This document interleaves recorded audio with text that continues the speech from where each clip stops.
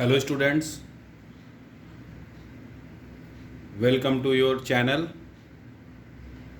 Today I am going to continue the first chapter of organic chemistry of class 12th, haloalkanes and haloarenes. In the last lecture we have discussed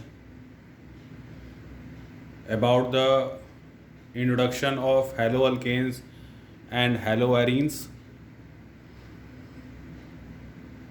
After that, we have also completed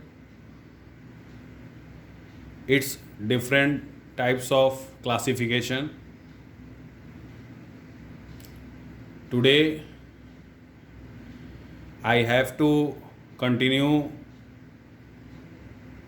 this chapter further, but before continue the chapter,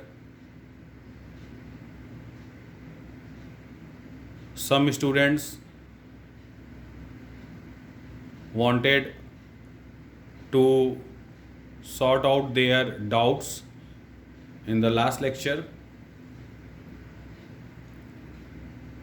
which is related with classification of haloalkanes and haloarenes. तो जैसा कि हम लोग last lecture में हम लोगों ने हैलोअल्केन्स और हैलोअरीन्स के इंट्रोडक्शन के बारे में पढ़ा था कि किसे कहते हैं हैलोअल्केन्स और हैलोअरीन्स, और उसके क्लासिफिकेशंस के बारे में भी पढ़ा था हम लोगों ने. तो कुछ डाउट्स है कुछ लोगों को, कुछ स्टूडेंट्स को क्लासिफिकेशन को लेकर, और वो डाउट्स जो है आज लेक्चर सेकंड है उसमें पहले क्लियर करेंगे और उसके बाद चैप्टर को हम आगे बढ़ाएंगे. तो जो डाउट्स था वो क्लासिफिकेशन रिलेटेड था, जिसमें कि एलिलिक हैलाइड्स के बारे में पूछा गया था कि उन्हें कुछ स्टूडेंट्स को डाउट था.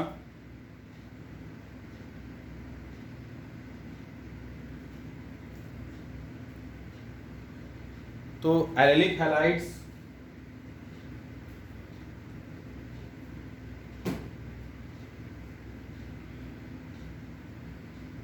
क्या होते हैं? तो जो कंपाउंड्स में halogens sp3 hybridised carbon atom से जुड़ा होता है, वो carbon directly carbon carbon double bond से अटैच होता है. तो हमने लास्ट क्लास में भी मैंने ये काफ़ी एम्फेसाइज किया था इस बात पर कि एलिलिक हैलाइड्स जो होते हैं उस केस में जो हैलोजन होता है वो डायरेक्टली sp3 हाइब्रिडाइज्ड कार्बन से अटैच होता है, बट इन टर्न वो carbon directly carbon carbon double bond से जुड़ा होता है, मींस sp2 हाइब्रिडाइज्ड कार्बन से जुड़ा होता है.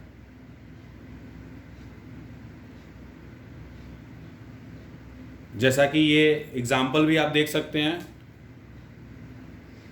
X represents any halogen means fluoro chlorine bromine and iodine which is attached with sp3 hybridized carbon, but this sp3 hybridized carbon atom is directly attached with carbon carbon double bond,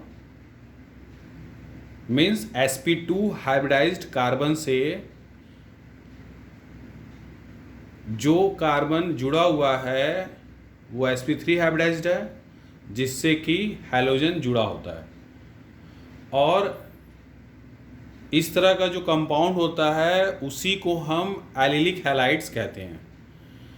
अगर आप ring structure में भी देख सकते हैं कि जो halogen है वो डायरेक्टली तो sp3 हाइब्रिडाइज्ड कार्बन एटम से जुड़ा हुआ है, लेकिन वो कार्बन फिर directly sp2 hybridized means carbon carbon double bond वाले कार्बन एटम से अटैच है।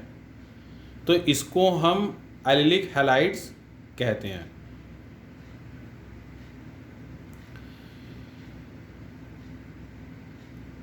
इसके बाद हमने जिक्र किया था बेंजाइलिक हैलाइड्स, तो वो तो एलिफैटिक वाले केस में हो गया एलिलिक हैलाइड्स। लेकिन सेम फॉर्मेट अगर एरोमेटिक रिंग के साथ होगा तो वहाँ बेंजाइलिक हैलाइड्स कहते हैं। मीन्स अगर हैलोजन एटम जिस sp3 हाइब्रिडाइज्ड कार्बन एटम से अटैच है वो कार्बन एटम किसी बेंजीन के कार्बन एटम से अगर जुड़ा होता है तो उसको हम क्या कहते हैं, बेंजाइलिक हैलाइड्स। यहाँ पर भी एक बात और बिल्कुल आप लोग क्लियर कर लीजिए कि हैलोजन एटम इस केस में भी डायरेक्टली बेंजीन रिंग से अटैच नहीं है,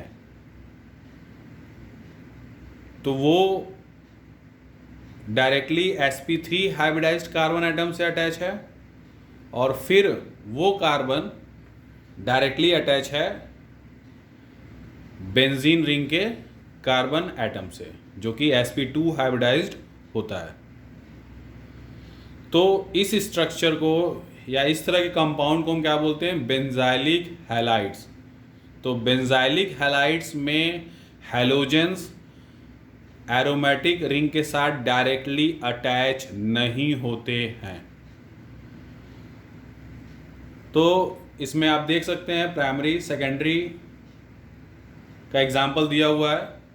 तो किसी भी केस में जो हैलोजन एटम है वो डायरेक्टली एरोमेटिक रिंग के कार्बन एटम से अटैच नहीं है।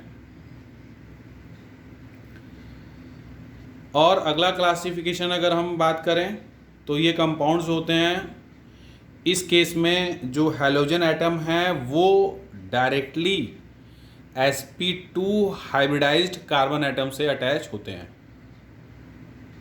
तो इस केस में जो हैलोजेंस होते हैं वो sp2 हाइब्रिडाइज्ड कार्बन एटम से बॉन्डेड होते हैं। तो जब ऐसा केस होगा तो एलिफैटिक केस में विनाइलिक हैलाइड्स बोला जाएगा,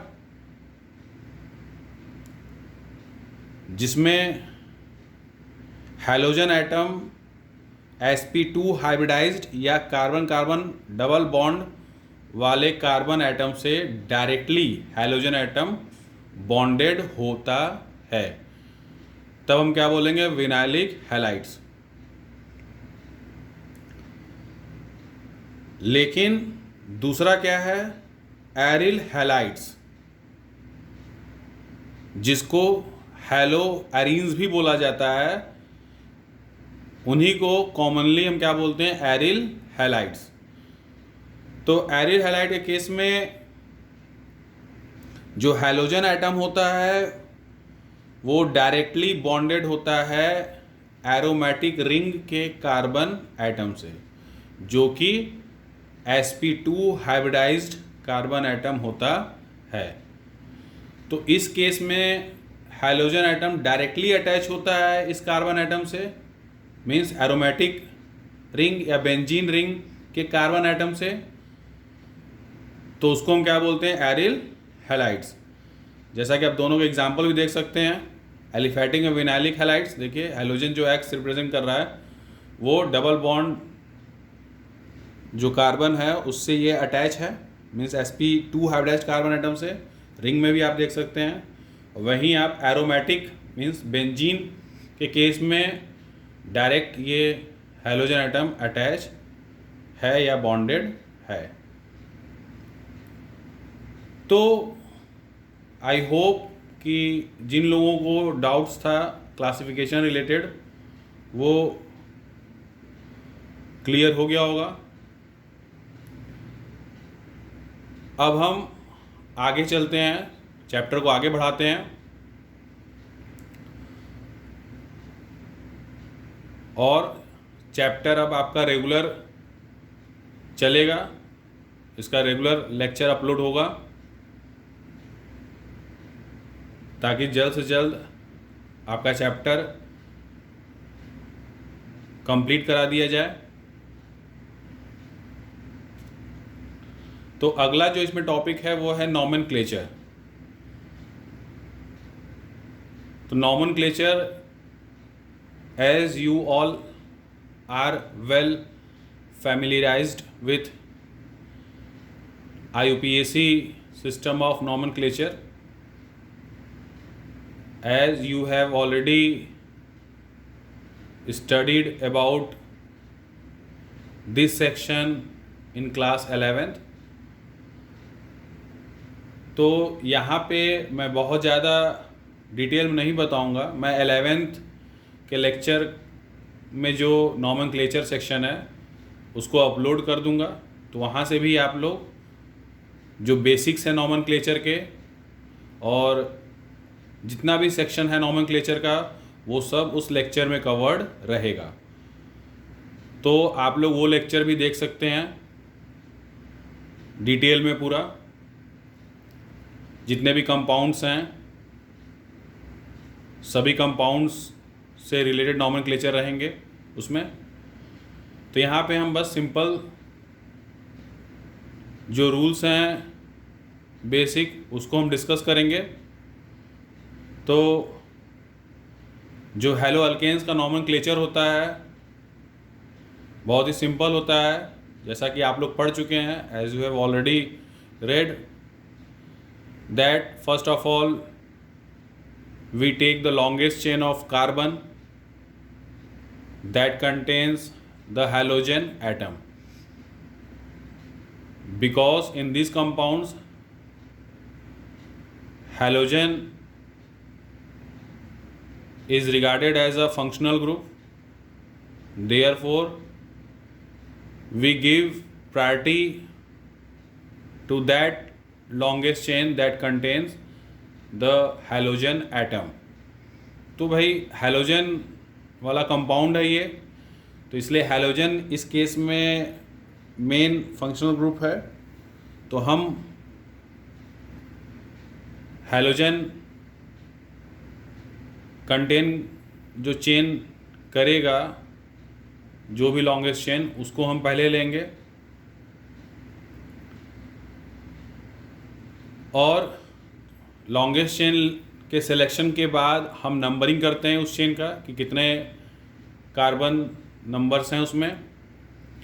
और हमारी प्रायोरिटी ये रहती है कि हैलोजन एटम को सबसे कम नंबर अलॉट किया जाता है, बिल्कुल लीस्ट पॉसिबल नंबर हम देते हैं।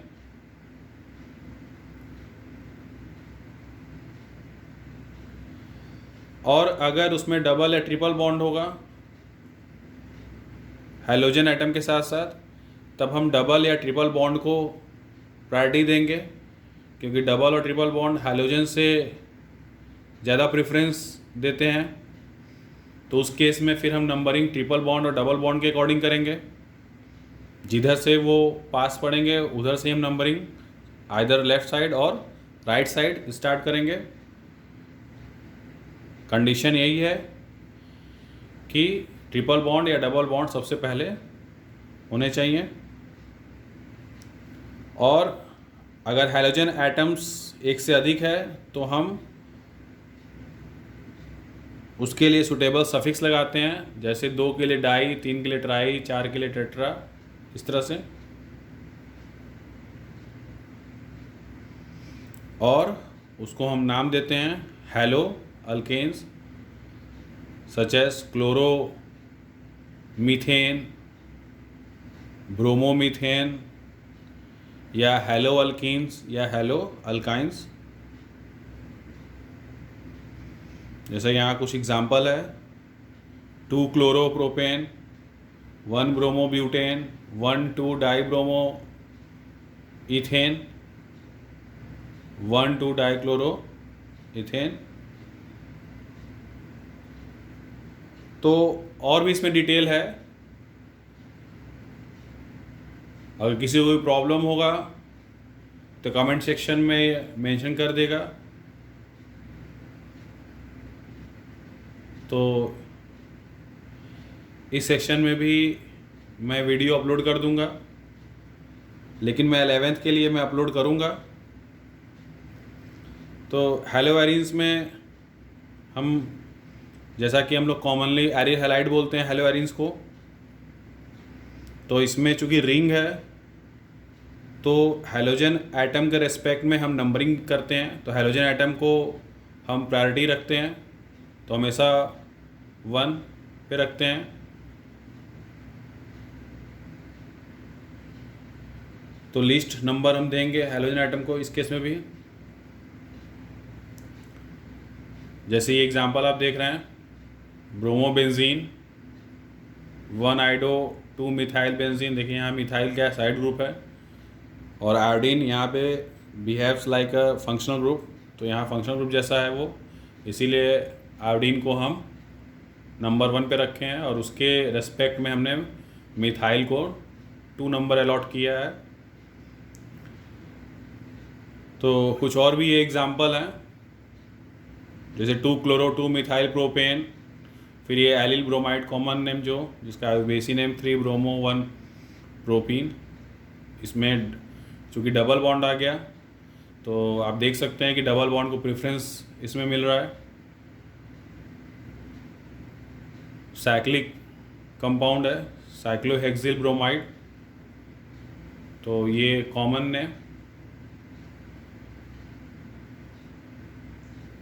तो 1 ब्रोमो या ब्रोमो साइक्लो हेक्सेन आयोबेसी नेम होगा। इसके अलावा आइसोप्रोपाइल ब्रोमाइड, जिसको 2 ब्रोमोप्रोपेन कहते हैं। Next one is 1 chloro 2 methyl propane. Next one 1 bromo 2 dimethyl propane. उसके बाद 6 ब्रोमो 1 5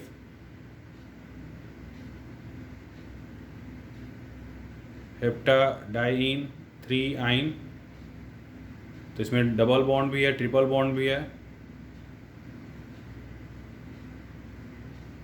फिर बेंजाइल क्लोराइड,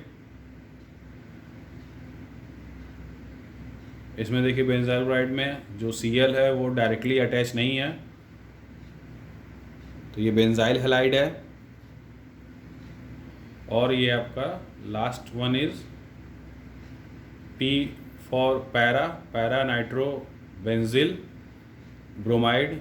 ये भी बेंजिल हैलाइड है, एग्जाम्पल है। इसमें भी देखिए ब्रोमीन जो है वो एरोमेटिक चेन से डायरेक्टली अटैच नहीं है, वो sp3 हाइब्रिडाइज्ड कार्बन एटम के थ्रू जुड़ा हुआ है। तो ये कुछ एग्जाम्पल हैं, और कुछ स्पेशल कंपाउंड्स होते हैं जिनको कॉमनली डाई हैलाइड्स बोलते हैं।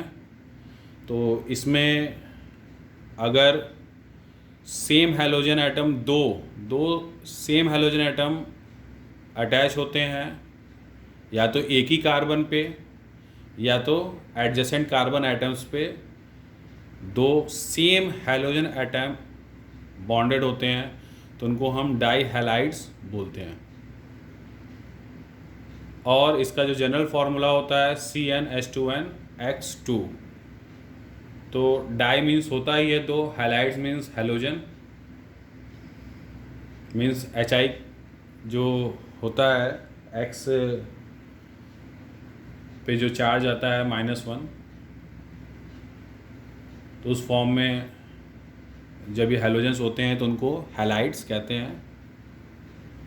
तो ये जो डाई हैलाइड्स होते हैं वो 2 टाइप्स के होते हैं। जेम डाई हैलाइड्स, जैसा भी मैंने आपको बताया कि 2 halogen same halogen atom present होते हैं, या तो एक ही कार्बन पर या फिर एडजेसेंट, मतलब अगल बगल के कार्बन एटम्स पे अटैच होता है। तो जो पहला टाइप है वो जेम डाई हैलाइड्स है। तो जेम जो टर्म है वो जेमिनल वर्ड से डिराइव किया गया है, जिसका मतलब क्या होता है, सेम पोजीशन। मीन्स दो एक ही जैसे हेलोजन एटम्स जब एक ही कार्बन से अटैच होते हैं तो उनको जेमिनल डाई हैलाइड्स बोलते हैं।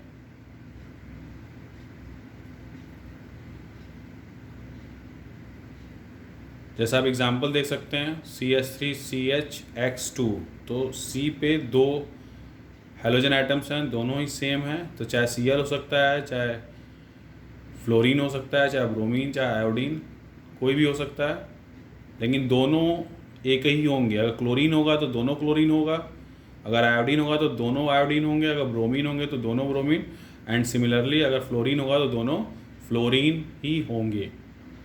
तो जैसे इसका एग्जांपल क्या है, इथाइलाइडीन डाई हैलाइड कॉमन नेम, और आईयूपीएसी नेम में 1,1 die hello ethane. Hello means अगर कोई भी वहाँ पे उसकी जगह रह सकता है। इसी तरह नेक्स्ट एग्जांपल भी है, 3 कार्बन का है, तो प्रोपाइलाइडीन डाई हैलाइड और 1,1 डाई हेलो प्रोपेन, या फिर आइसोप्रोपाइलाइडीन डाई हैलाइड और 2,2 डाई हेलो प्रोपेन। तो ये हो गया जेमिनल या gem dihalide. Next type है vic dihalides. Vic dihalide जो टर्म लिया गया है वो विसिनल वर्ड से लिया गया है। तो विसिनल का मतलब ही होता है एडजेसेंट कार्बन एटम्स, मीन्स अगल बगल कार्बन एटम्स। तो इसमें अगर दो सेम हैलोजन एटम्स हैलोजन्स के अटैच होते हैं अगल बगल कार्बन एटम्स पे, मीन्स एडजेसेंट कार्बन एटम्स पे, तो उसको हम क्या बोलते हैं, विसिनल डाई हैलाइड्स या विस डाई हैलाइड्स। ये बिल्कुल दोनों को क्लियरली आप लोग समझ लीजिएगा।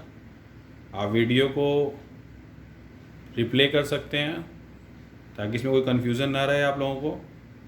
इसके कुछ एग्जांपल, तो इसका जो कॉमन नेम लिखा जाता है इथाइलिन डाई हैलाइड या फिर 1,2 डाई हेलो इथेन। याद रखिएगा जेमिनल वाले में जो था वो था इथाइलाइडीन या प्रोपाइलाइडीन डाई हैलाइड, लेकिन विसिनल डाई हैलाइड के केस में जो नेमिंग पैटर्न है वो है ई है, आई इसमें नहीं है, इथाइलिन डाई हैलाइड। तो ये क्लियर कर लीजिएगा। तो इसमें विसिनल वाले केस में इथाइलिन है और वहाँ लाइडीन प्रोपाइलाइडीन, तो ethylene dihalide. Next example propylene dihalide और 1,2 डाई हेलो प्रोपेन। तो ये बहुत इंपॉर्टेंट है जेमिनल डाई हैलाइड और विसिनल डाई हैलाइड, इसीलिए इसको अलग से बताया जा रहा है क्योंकि इससे क्वेश्चंस आते हैं, चाहे बोर्ड एग्ज़ाम में या फिर कंपटीशन में भी इससे क्वेश्चंस आते हैं रिलेटेड, डायरेक्ट इनडायरेक्ट। तो कुछ और एग्जांपल कॉमन और आईयूपीएसी नेम्स हाइलाइट्स के, ये आप लोग ज़रूर पढ़ लीजिएगा।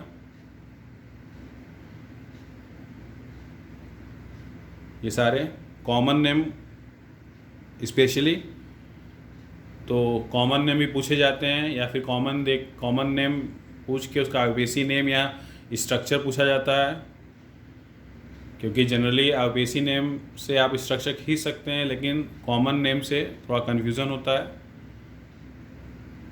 तो ये प्रैक्टिस पे डिपेंड करता है, तो इसीलिए ये आप ज़रूर देख लीजिएगा, बहुत इम्पॉर्टेंट है। कुछ प्रॉब्लम है उसको सॉल्व कर लीजिएगा, और जो नहीं आएगा आप प्लीज़ पूछ लीजिएगा, मैं नेक्स्ट लेक्चर में उसको सॉल्व कर दूंगा। जो अगला टॉपिक है वो है CX बॉन्ड का नेचर ऑफ CX बॉन्ड।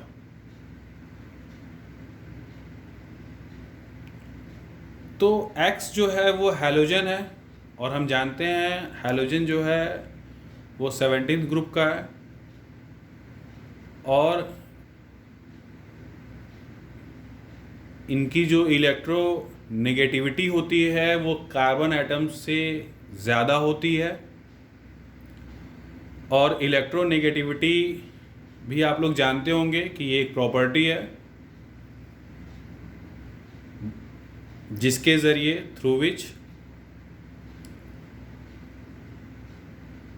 वो इलेक्ट्रॉन्स को अपनी तरफ अट्रैक्ट करते हैं, पुल करते हैं या विड्रॉ करते हैं, तो उन्हें उनके इलेक्ट्रॉन लेने की टेंडेंसी क्या होती है, अधिक होती है। और इसके अपोजिट में क्या होता है, इलेक्ट्रो पॉजिटिविटी। तो जितने भी मेटल्स होते हैं वो क्या होते हैं, इलेक्ट्रो पॉजिटिव होते हैं, मीन्स वो उनकी इलेक्ट्रॉन देने की टेंडेंसी अधिक होती है, बहुत ही ईजिली वो इलेक्ट्रॉन रिलीज़ कर देते हैं। और इसके अपोजिट में क्या है, नॉन मेटल्स, जिसमें कि हैलोजेंस ज़्यादा होते हैं, तो उनकी इलेक्ट्रोनेगेटिविटी अधिक होती है एज़ कंपेयर टू कार्बन। चूँकि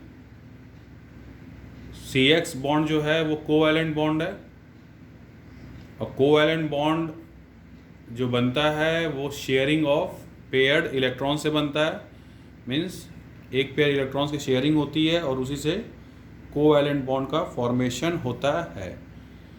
चूँकि हैलोजेंस मोर इलेक्ट्रोनेगेटिव हैं कार्बन से, तो जो बॉन्ड में पेयर्ड इलेक्ट्रॉन्स हैं वो हैलोजेंस अपनी तरफ ज़्यादा विड्रॉ करेगा, पुल करेगा, जिससे X पर पार्शियल नेगेटिव चार्ज और कार्बन पे पार्शियल पॉजिटिव चार्ज आ जाएगा। पार्शियल इसलिए क्योंकि कंप्लीटली वो विड्रॉ नहीं कर रहा है, तो कुछ अपनी तरफ विड्रॉ कर रहा है हैलोजन एटम, तो उसी कुछ को ही हम बोलते हैं पार्शियल। जब कुछ इलेक्ट्रॉन्स आ रहे हैं तो इसलिए चार्ज भी उनकी वजह से कुछ आएगा, इसलिए पार्शियल नेगेटिव चार्ज। और कार्बन चूँकि कुछ इलेक्ट्रॉन लूज़ कर रहा है, पूरी तरीके से वो लूज़ नहीं कर रहा है, कम्प्लीटली लूज़ नहीं कर रहा है, इसलिए उस पर भी कुछ positive charge means partial positive charge generate होगा। तो इस तरह से जो बॉन्ड है कार्बन और हैलोजन के बीच में, अल्किल हैलाइड के केस में, वो क्या होता है, पोलराइज्ड होता है। मीन्स पोल्स का डेवलपमेंट होना। तो C पर मीन्स कार्बन पे पार्शियल पॉजिटिव और हैलोजन पे पार्शियल नेगेटिव चार्ज का डेवलप होना। तो मीन्स दो पोल्स क्रिएट हो गए, तो एक एंड पर प्लस और एक एंड पर माइनस, तो दोनों के बीच क्या हो गया, गैप या डिस्टेंस। इस वजह से क्या हुआ, ये पोलराइज्ड हो गया। तो ये बॉन्ड पोलराइज्ड हो गया due to higher electronegativity of halogen atom than carbon atom. तो इसको क्लियरली समझ लीजिएगा कि हैलोजन एटम के अटैच होने की वजह से जो CX बॉन्ड है वो पोलराइज्ड है, क्योंकि हैलोजन एटम की इलेक्ट्रोनेगेटिविटी कार्बन एटम से कहीं ज़्यादा अधिक होती है, जिसकी वजह से हैलोजन एटम की टेंडेंसी इलेक्ट्रॉन विड्रॉ करने की अधिक हो जाती है। तो वो अपनी तरफ इलेक्ट्रॉन को विड्रॉ करता है, जिसके कारण हैलोजेंस पे कुछ इलेक्ट्रॉन डेंसिटी बढ़ जाता है, और इलेक्ट्रॉन डेंसिटी बढ़ने की वजह से वहाँ पर पार्शियल नेगेटिव चार्ज आ जाता है, और इन रिटर्न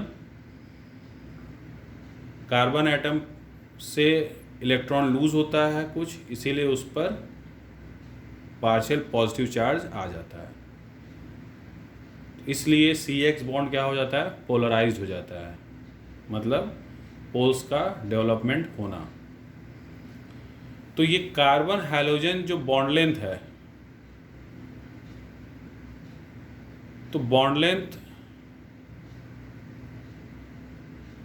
जो है वो इंक्रीज करता है CF से CI तक, मतलब कि CI का बॉन्ड लेंथ ज़्यादा होगा सबसे और CF का सबसे कम होगा। क्यों? क्योंकि साइज़ जो है हैलोजन आइटम का वो इंक्रीज़ करता है जब हम ग्रुप में नीचे की तरफ मूव करते हैं तब, और जैसा कि आयोडीन का साइज़ जो है वो फ्लोरीन से बहुत ज़्यादा है, इस वजह से कार्बन और halogen atom bond length increase करता है CF से जब हम CI की तरफ मूव करते हैं तब। तो बॉन्ड लेंथ अगर बढ़ता है तो बॉन्ड एंथैल्पी कम होता है। बॉन्ड लेंथ जितना ही छोटा होगा बॉन्ड एंथैल्पी उतना ही ज़्यादा होता है। देख सकते हैं आप फिगर में, डायग्राम में, फ्लोरीन, क्लोरीन, ब्रोमीन, आयोडीन, वो जो ब्लैक वाला है सेंट्रल एटम वो कार्बन एटम है। तो देखिए साइज़ एटम्स की बढ़ने की वजह से बॉन्ड लेंथ भी बढ़ रहा है, जिसमें कि CI बॉन्ड लेंथ सबसे अधिक और CF बॉन्ड लेंथ सबसे कम और CI बॉन्ड लेंथ सबसे ज़्यादा है। तो जिसका भी बॉन्ड लेंथ सबसे ज़्यादा होगा उसका bond enthalpy just opposite means सबसे कम होगा। क्यों? क्योंकि बॉन्ड लेंथ जितना ही बड़ा होगा उस बॉन्ड को ब्रेक करना उतना ही आसान हो जाता है। क्यों? क्योंकि उनके बीच का जो फोर्स ऑफ अट्रैक्शन है, जिसकी वजह से बॉन्डिंग है, bonding means force of attraction, जो कि दो एटम्स को बॉन्ड करने में मदद कर रहा है, वो वीक होता है। तो जितना ही एटम्स करीब आएंगे उनके बीच का डिस्टेंस जितना ही कम होगा उतना ही उनके बीच का जो फोर्स ऑफ अट्रैक्शन है वो स्ट्रांग होगा। तो इन दोनों के बीच इन्वर्स रिलेशन होता है। तो इस तरह से carbon halogen bond length CF से CI की तरफ जब मूव करते हैं तो बढ़ता है, लेकिन वही बॉन्ड एंथैल्पी का अगर हम बात करें तो वो घटता चला जाता है। मीन्स इस केस में बॉन्ड एंथैल्पी कॉन्सेप्चुअली जो होता है वो सबसे अधिक किसका होगा, CF बॉन्ड लेंथ का सबसे अधिक बॉन्ड एंथैल्पी होगा। एग्जैक्ट वैल्यू जो होगा वो आपके इस चार्ट में दिया गया है।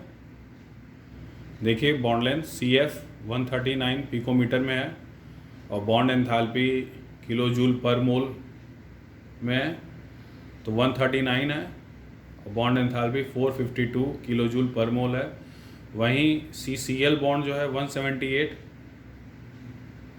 और बॉन्ड एंथैल्पी जो है 351, देखिए कम होते जा रहा है, और इधर बॉन्ड लेंथ बढ़ता चला जा रहा है। CBr का 193 पिकोमीटर है और बॉन्ड एंथैल्पी 293 है, और लास्ट में जो CI बॉन्ड लेंथ वो 214 पिकोमीटर है, बट बॉन्ड एंथैल्पी जो है वो 234 किलो जूल पर मोल है।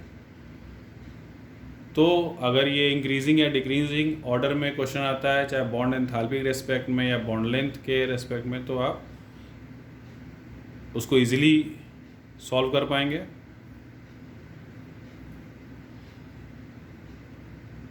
तो हमारा अगला जो टॉपिक है वो है methods of preparation of alkyl halide and aryl halide, जो कि हम नेक्स्ट लेक्चर में पढ़ेंगे। आज के लेक्चर में किसी को भी कोई प्रॉब्लम या कोई भी डाउट हो, प्लीज़ डोंट हेजिटेट, आप प्लीज़ कमेंट सेक्शन में लिखिएगा, उसको हम नेक्स्ट लेक्चर में डिस्कस करेंगे। Thank you students.